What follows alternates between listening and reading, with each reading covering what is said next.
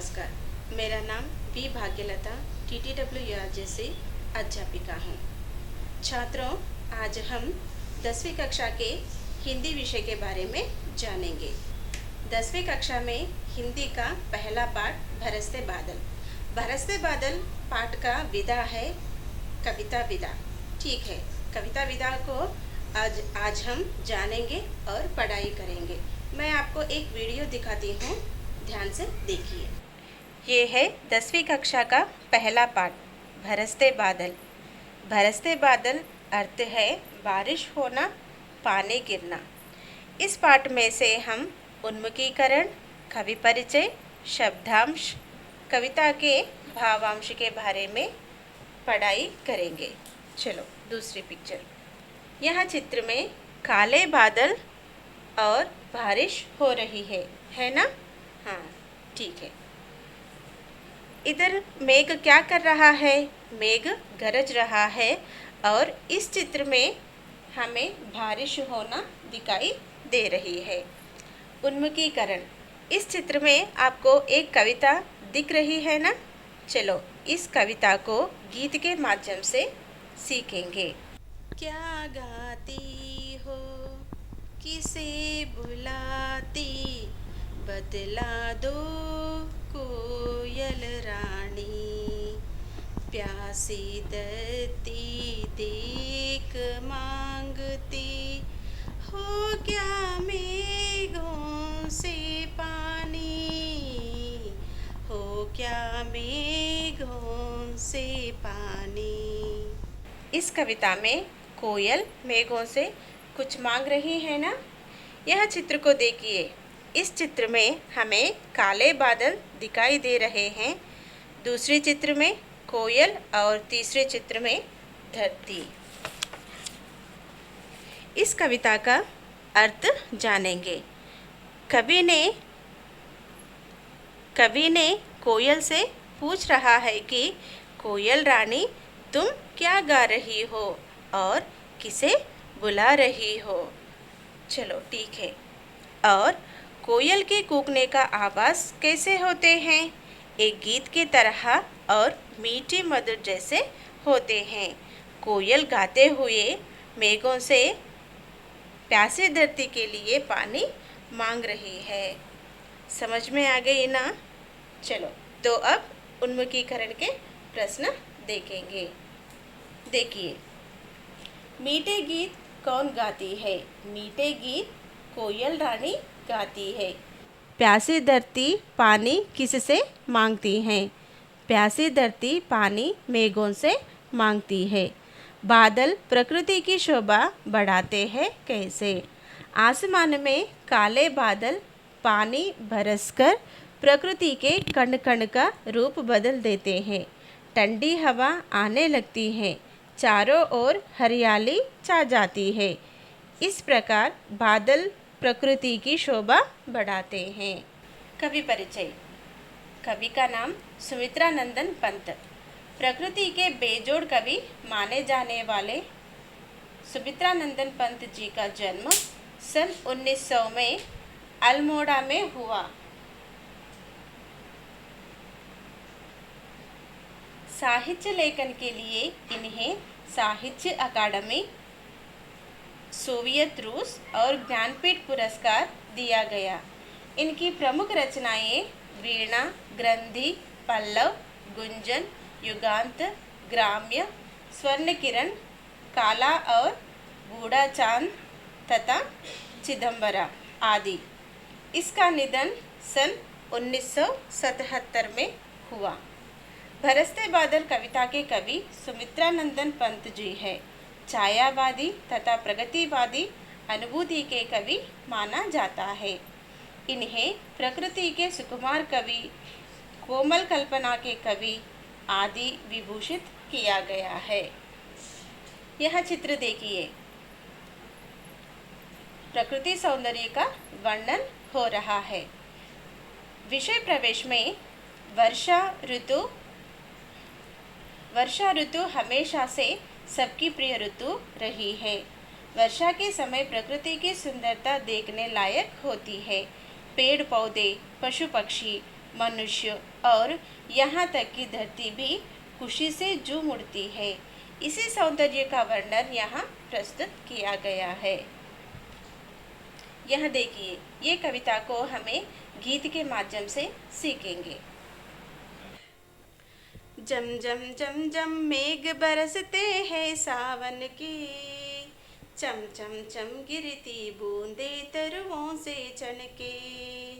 जम जम जम जम मेघ बरसते हैं सावन के, चम चम चम गिरती बूंदे तरुओं से छनके। चम चम बिजली चमक रही रे उर्मे घन की, तम तम दिन के तम में सपने जगते मन के। तम तम दिन के तम में सपने जगते मन के। इस पाठ में हम पहले शब्दार्थ सीखेंगे। जमजम भारी तेज वर्षा होने की आवाज या ध्वनि। मेघ बादल जल। बरसना वर्षा होना, बादलों से पानी की बूंदें गिरना। सावन श्रावण, आषाढ़ के बाद और भाद्रपद के पहला आता है। चमचम पानी बरसने का शब्द, बूंदों के लपकने की आवाज। गिरना नीचे पड़ना, जमीन पर आ पड़ना। बूंद वर्षा का छोटा कण, जल आदि का एक बिंदु या खतरा। तरु वृक्ष पेड़।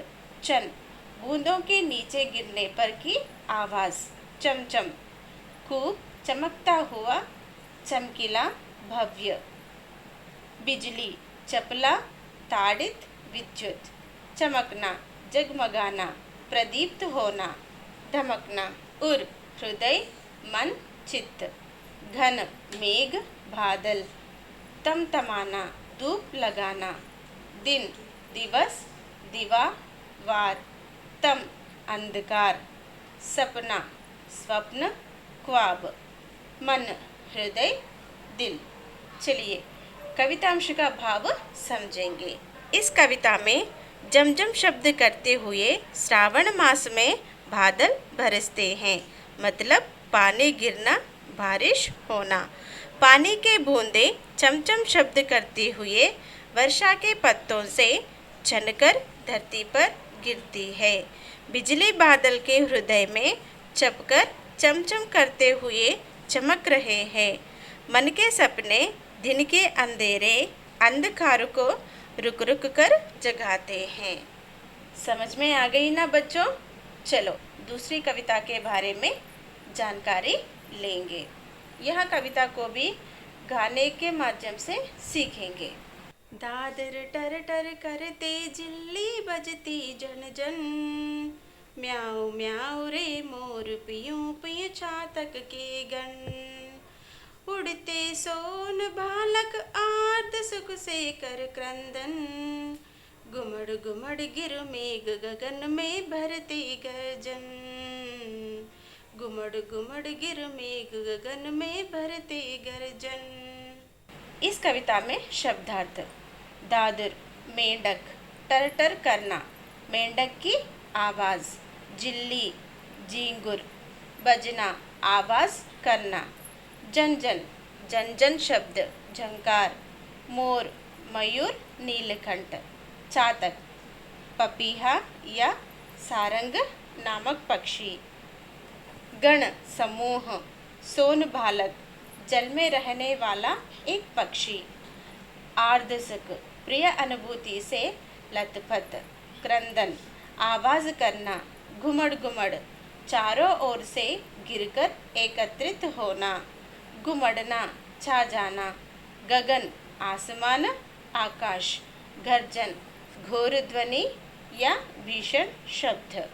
इस कविता में हमें कुछ पक्षियों के बारे में जानकारी दिए जा रहा है। इसमें चातक पक्षी, झिंगुर और मोर के बारे में हमें बता दिया है। देखिए इधर चातक पक्षी है। चातक पक्षी का एक विशेषता है। चातक एक पक्षी है, इसके सिर पर चोटी नुमा रचना होती है। भारतीय संस्कृति में इसके बारे में ऐसा माना जाता है कि यह वर्षा की पहली बूंदों को ही पीता है। अगर यह पक्षी बहुत प्यासा है और इसे एक साफ पानी की झील में डाल दिया जाए तब भी यह पानी नहीं पिएगा और अपनी चोंच बंद कर लेगा ताकि झील का पानी इसके मुंह में ना जा सके।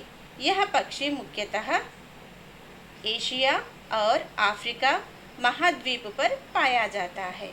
इस कविता का भावांश, आसमान में जब बादल छा जाते हैं तब वर्षा के होने पर मेंढक टर टर की आवाज़ करते हैं। झींगुर पक्षी जन जन की आवाज़ देते हैं। मोर खुशी से म्याऊ म्याऊ हुए कूकते हैं। चातक पक्षी, ये पक्षी साल भर पानी के लिए व्रत रखता है और सिर्फ स्वाति नक्षत्र में बरसने वाली पानी से ही अपना प्यास बुझाता है। इस कविता में चातक पक्षी का समूह खुशी से पीयूं पीयूं आवाज़ करती हैं। सोन बालक पक्षी आर्द्र सुख से मतलब प्रिय अनुभूति से लतपत के साथ क्रंदन, क्रंदन का अर्थ है बुलाना। सोन बालक पक्षी अर्ध सुख से क्रंदन करते हैं। अंतिम पंक्ति का भाव, आकाश में बादल चारों ओर छा जाते हैं और गर्जन करते हैं। समझ में आ गई ना बच्चों? चलो आज हम 2 कविता के बारे में जान लिए हैं। दूसरी क्लास में और बाकी पाठ को पढ़ाई करेंगे। धन्यवाद।